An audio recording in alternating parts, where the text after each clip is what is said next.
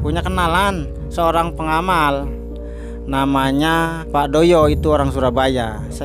Orang Surabaya asli. Kata Pak Doyo ini begini, sampean pakai amalan yang lain mencari seorang gaus. Amalannya itu lembarannya kelihatannya sepele, tapi luar biasa susahnya. Gus Priki langsung datang dalam mimpi saya itu. 40 harianmu belum gagal, istilahnya gagal lah, belum sempurna. Ayo diulang. Sampai akhirnya kemungkinan itu saya mengalami 40 hari selama 3 bulan lebih mungkin itu. Akhirnya saya yakin. Salam dari saya untuk pengamal Surabaya, walaupun yang lainnya saya nggak kenal. Mudah-mudahan kita bisa berjuang yang sebenarnya berjuang. Assalamualaikum warahmatullahi wabarakatuh. Sahabatku 717, alhamdulillah pada malam hari ini kita ketemu lagi. Dan hari ini, malam ini, saya bertamu kepada pengamal Sholawat Wahidiyah yang berasal dari Ciawi. Mudah-mudahan pertanyaan, perbincangan asal usul mengenal Sholawat Wahidiyah ini semoga berjalan dengan lancar. Oke, tidak panjang lebar, kita langsung saja kepada beliaunya. Assalamualaikum warahmatullahi wabarakatuh. Waalaikumsalam warahmatullahi wabarakatuh. Ya, ini saya pribadi mungkin untuk sahabatku 717 ini saya akan mengupas tentang bukan masalah tentang jenengan pertama mengenal Sholawat Wahidiyah itu bagaimana. Monggo disebutkan nama dan alamatnya, silakan. Bismillahirrahmanirrahim. Assalamualaikum warahmatullahi wabarakatuh. Pertama kali saya mengenal, perkenalkan, nama saya Yusro dari Desa Ciawi, Kecamatan Banjarharjo, Kabupaten Brebes. Pertama saya mengenal Sholawat Wahidiyah itu pada tahun 2014. Dikenalkan, maksudnya belum mengamalkan. Dikenalkan kepada teman saya di kota Tegal. Namanya Pak Warjo. Pak Warjo itu berasal dari Kabupaten Karanganyar, Kota Solo. Dari Solo. Dia itu seorang penjual bakso yang dulu mengenalkan Sholawat Wahidiyah. Nah, pada saat itu saya belum begitu tertarik, terus terang saja. Kenapa itu? Karena saya masih mengamalkan yang lain. Amalan apa ya? Amalan sholawat, tapi bukan Sholawat Wahidiyah. Tapi sholawat namanya Sholawat Miftah. Itu sudah berapa bulan, berapa tahun? Ya sekitar 1 tahunan lah, kurang lebihnya 1 tahunan. Itu selain sebelum mengenal Sholawat Wahidiyah itu amalan yang tadi itu ada lagi nggak yang jenengan diamalkan waktu sebelum mengenal Wahidiyah? Oh banyak. Ada kejawenan, ada yang lain-lain, pokoknya banyak lah. Lah kok kenapa bisa tertarik, ini gimana solusinya? Oh begini ceritanya. Singkat cerita, sebenarnya panjang, perjalanan panjangnya. Singkat cerita, saya itu kemudian dari kota Tegal itu pindah merantau ke Papua di Kabupaten Merauke. Di sana itu saya selalu bertanya-tanya dalam hati, ada apa di amalan Wahidiyah itu? Saya nggak ngerti, dan saya juga masih ragu. Pada saat itu sudah mengamalkan apa belum?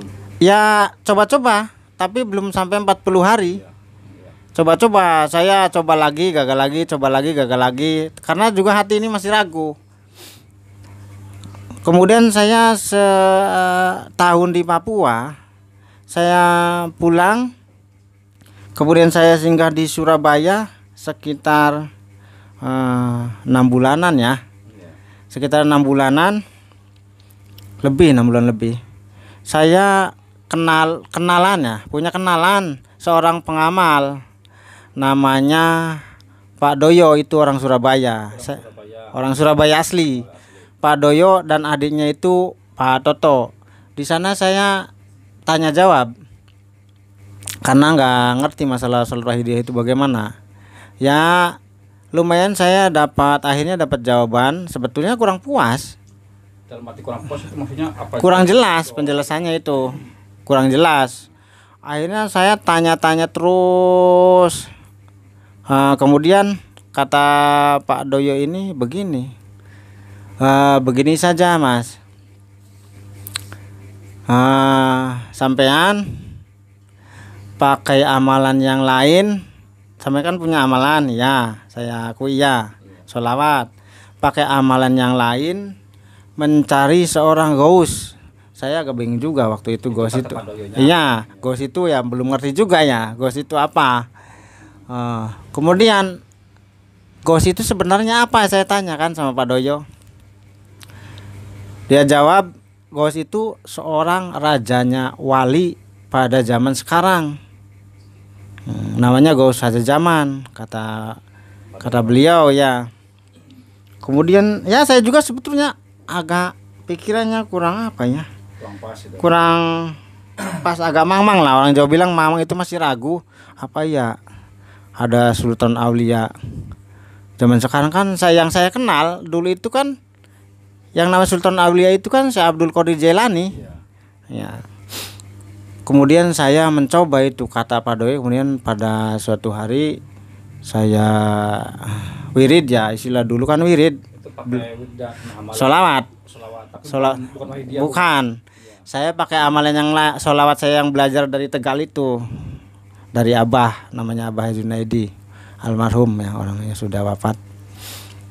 Kemudian itu saya itu langsung melihat disitulah, dalam batin saya itu beliau itu hadir langsung.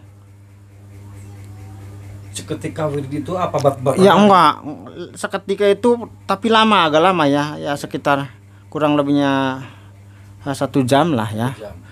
Saya itu penasaran, akhirnya saya pasrah.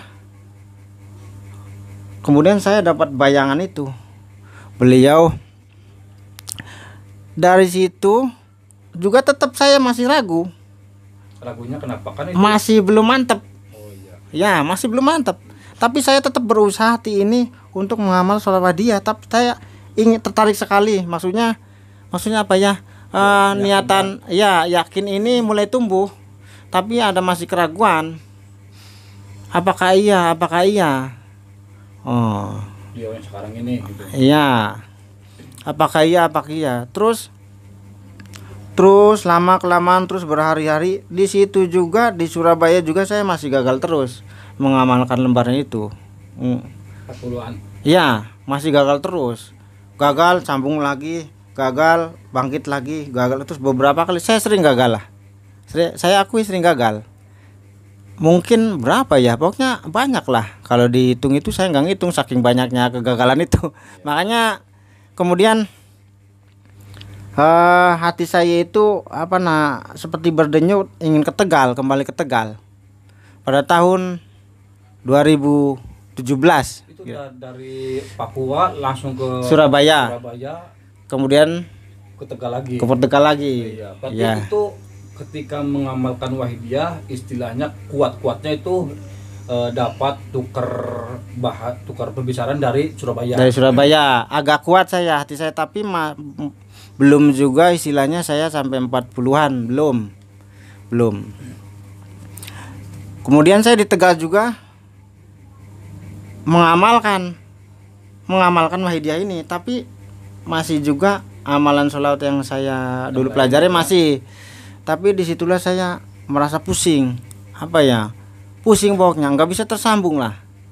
Akhirnya saya merenung di situ, apa yang terjadi dengan diri saya itu kok susah sekali. Amalannya itu lembarannya kelihatannya sepele, tapi luar biasa susahnya itu, luar biasa. Makanya banyak orang yang menganggap Wahidiyah itu enteng lah. Tapi coba buktikan 40 harian, ini nggak bisa dianggap enteng. Saya sendiri susah, iya berkali-kali. Dan saya merasa sudah 40 hari pun ternyata belum. Apa tandanya? Saya langsung mimpi didatangi Gus Fikri. Kalau mimpinya? Iya, 40-nya belum sempurna. 40-annya belum sempurna. Itu Gus Fikri langsung bilang sama saya dalam mimpi saya itu. Itu maksudnya belum sempurnanya apa masih dibarengi dengan amalan yang lain apa gimana? Enggak, maksudnya enggak tahu ya. Kalau masalah itu pokoknya belum sempurna lah. itu masalah itu sih saya kurang tahu ya. Pokoknya Padahal secara lahirnya udah 40-an. iya, saya kira-kira udah 40 apa belum ya? Kayak hati saya sih bilang sudah, tapi ternyata enggak. Gus Priki langsung datang dalam mimpi saya itu. 40 harianmu belum Sempurna. gagal, istilahnya gagal lah, belum sempurna. Ayo diulang. Sampai akhirnya kemungkinan itu saya mengalami 40 hari selama 3 bulan lebih mungkin itu. Iya, selama 3 bulan lebih. Karena apa? Karena saya merasa apa ya? Banyak cacat lah istilahnya ya. Belum gak sempurna lah. Maksudnya 40 harian dalam 3 bulan itu bagaimana? Ya lembarannya sampai 3 bulan saya nggak hitung lagi. Berarti niatnya 40 harian Sampai tapi 3 bulan lebih akhirnya, kurang lebihnya. Iya, akhirnya saya saking apa ya, saya nggak dihitung. Tiba-tiba sekitar 3 bulanan lah. Nah, disitulah akhirnya saya yakin. Alhamdulillah ya. Nah, tadi masalah pembicaraan tadi mengenai amalan-amalan lain, bisa dihitung nggak amalan apa yang sebelum mengenal Wahidiyah ada beberapa amalan? Ya, contoh tadi ada kejawen, ada ini, Ada sholawat, gitu. ada Banyak berarti ya. banyak, pokoknya ada ya, banyak Nah, lah. terus setelah mengamalkan sholat Wahidiyah, terus amalan yang tersebut masih digunakan apa bagaimana? Ya enggak, alhamdulillah sudah enggak ya. Dan sholawat itu juga yang saya belajar dari Abah Jun itu saya berhenti. Akhirnya saya berhenti, saya pamit. Nah, dalam mujadah saya pamit Abah, saya mau ikut Wahidiyah. Nah, Terus mengenai sholat Wahidiyah, ada nggak termasuk istilah kecaman-kecaman atau tanggapan-tanggapan dari tetangga atau dari istri apa dari luar itu ada nggak gitu sekilas apa? ada dulu waktu masih baru-baru ya, ada di kampung ya ada. Kalau dari istri yang enggak, kalau istri kan mendukung-dukung aja. Kalau dari temennya ada sebagian, ada yang cuek, ada yang bilang Wahidiyah sesat, ada yang bilang Wahidiyah amalan apa ya, bukan kelasnya, kelas tinggi, terlalu tinggi ada. Nah, ya macam-macam. Mengenai masalah banyak yang bilang bahwa sholat Wahidiyah itu sesat. Itu kalau di secara ilmiah atau secara kasar itu dari mana? Bisa dijelaskan nggak? Maksudnya Kan ada yang bilang Wahidiyah itu sesat. Dia membuktikan nggak sesat itu dari apa, dari segi apa dia katanya apa bagaimana? ya Kalau mungkin misalkan contoh ini salah, kan dia kan harus menunjukkan kesalahannya di mana gitu. oh ya, ya kemungkinan itu kan pendapat masing-masing ya. Ya pendapat masing-masing, ada yang bilang sesat, ada yang juga ikut-ikutan itu sesat, ikut-ikut ngomong sesat padahal kan nggak ngerti. Berarti dari katanya ke kata-katanya. Iya bisa jadi begitu. Jika istilahnya secara ilmiah atau secara kasar dia membuktikan ya tidak, cuma bilang seperti doang. Iya iya. Nah, terus mengenai sholat Wahidiyah, ada nggak seperti pengalaman-pengalaman rohani gitu ketika mengamalkan sholawat Wahidiyah, baik pengalaman rohani secara terjaga atau secara lahiriah atau secara mimpi, ada nggak? Ada ya, saya cerita yang mimpi aja ya, yang sekiranya supaya ini pahami ya para pengamal Wahidiyah di mana Anda berada. Saya mimpi ya sudah lama ya, sekitar setahunan. Mimpi saja saya cerita, Mas, mimpi saya nggak buat yang aneh-aneh, nanti takut apa banyak raguan. Saya mimpi dirauhi beliau, diusap mata saya dipangku beliau, Kanjeng Romo radhiyallahu an.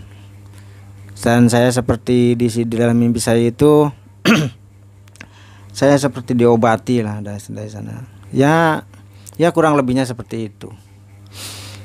Dan pada saat kesulitan ya di dalam mimpi saya, beliau itu selalu datang. Itu pasti selalu datang. Saya selalu panggil beliau, beliau selalu datang. Itu efek dari mengamalkan sholat Wahidiyah dan amal yang lainnya. Ini bukan maksudnya aku membedakan gitu ya. ya. Maksudnya efek dari mengamalkan sholat itu ada nggak gitu efeknya? Oh ada. Oh efeknya ya bagus sekali ya. Jelas beda. Kalau Wahidiyah kan di sana saja faedahnya menjerikan hati ya. Artinya kan membersihkan kotoran-kotoran hati jiwa kita supaya bersih, berpikir yang bersih, bertindak yang bersih. Jadi berusaha untuk bersih lah, supaya kita dalam menghadap Allah itu walaupun tidak bersih, kita berusaha bersih lah. Kalau saya sendiri dibilang bersih, saya nggak bersih, tapi berusaha untuk membersihkan. Iya. Alhamdulillah banyak faedahnya, banyak sekali manfaatnya, banyak sekali yang saya rasakan. Jiwa jadi tenang, kerja juga jadi enak. Apa yang saya lakukan setiap saat lah, bukan setiap hari, setiap bergerak itu enak. Wahidiyah itu enak sekali, jadi nyaman lah istilahnya. Ada gangguan juga kita hadapi dengan tenang. Pokoknya nyaman sekali lah, indah sekali. Wahidiyah itu indah sekali. Bagi Anda yang belum mengamalkan, coba saja. Itu dari pertama dikenalkan lembaran sampai mengamalkan itu berapa bulan? Wow, itu tahunan, bukan bulan ya. Berarti ketika dikasih lembaran Belum. tidak langsung diterima? Enggak, saya enggak begitu. Itu si orangnya ya. Saya teliti dulu. Ya, saya tanya-tanya, saya teliti dulu. Ini amalan bagaimana? Ini asal usulnya gimana? Saya enggak langsung mengamalkan, itu sekitar 1,5 tahun ya. Saya baru mengamalkan. Penelitian itu. Ya, sekitar 1,5 tahun lebih lah. Pada akhirnya ketika di Surabaya Mengamalkan tapi gagal. Karena apa? Masih banyak keraguan, hati saya belum yakin, hatinya belum mantap lah. Ya akhirnya alhamdulillah setelah berjalan ke sini berapa tahun ya masih pendek sih. Sebetulnya saya itu masih baru. kiranya ada lagi yang bisa diceritakan, disampaikan. Oh ya, bagi para pengamal dimanapun Anda berada, mari kita belajar sedikit istiqomah. Istiqomah itu berat sekali, masya Allah, berat. Pokoknya siapa yang bisa istiqomah, insya Allah hati ini akan kuat, hati ini akan teguh. Memang berat. Saya mengalami sendiri ya. Saya untuk istiqomah, masya Allah berat sekali. Tapi mudah-mudahan bisa. Bagi para pengamal di mana-mana berada, doakan saya. Mari kita berdoa semua para pengamal di Indonesia maupun di luar negeri, mudah-mudahan bisa istiqomah. Saya pesan saja bagi pengamal baru, jangan terburu nafsu. Ya, jangan terburu nafsu walaupun sudah 40 harian atau sudah sekiranya punya pengalaman rohani. Jangan berburu ingin cepat, istilahnya kesana lah. Pokoknya jangan, kita santai saja, tapi pasti. Nanti efeknya kalau terburu nafsu, waduh, jangan, pokoknya jangan. Saya sudah merasakan bagaimana panasnya badan ini. Pokoknya kita santai, yang penting kita jalan terus. Jalan. Perkara kita ke sana, mau kemana itu bukan urusan kita, pokoknya tekan saja nafsu kita, tekan, belajar ditekan. Kira cukup sekian sajalah. Kali ada mau nyampaikan sama orang Surabaya. Oh, bagi pengamal Surabaya, Pak Doyo, terima kasih yang di Jojoran ya. Mudah-mudahan Pak Doyo masih istiqomah ya. Salam dari saya untuk pengamal Surabaya, walaupun yang lainnya saya nggak kenal. Mudah-mudahan kita bisa berjuang yang sebenarnya berjuang, kesadaran kepada Allah Subhanahu wa taala dan Rasulullah Shallallahu alaihi wasallam. Kiranya cukup sekian saja. Billahi taufiq wal hidayah. Wassalamualaikum warahmatullahi wabarakatuh. Ya, terima kasih kepada Mas Usro yang begitu dalam dan ngasih penjelasan tentang sholat wahidiyah. Dan terima kasih juga kepada Mas Doyo ya, Pak Doyo sama Mas Toto ya. Terima kasih panjenengan sudah ngasih arahan kepada saudara kita yang nama Mas Usro. Semoga kita semua diberi jangkauan beliau dan terus selalu nderek beliau Hadratul Mukarram Kanjeng Romo Kiai Haji Abdul Latif Majid radhiyallahu an. Mungkin cukup sekian dan terima kasih. Wassalamualaikum warahmatullahi wabarakatuh.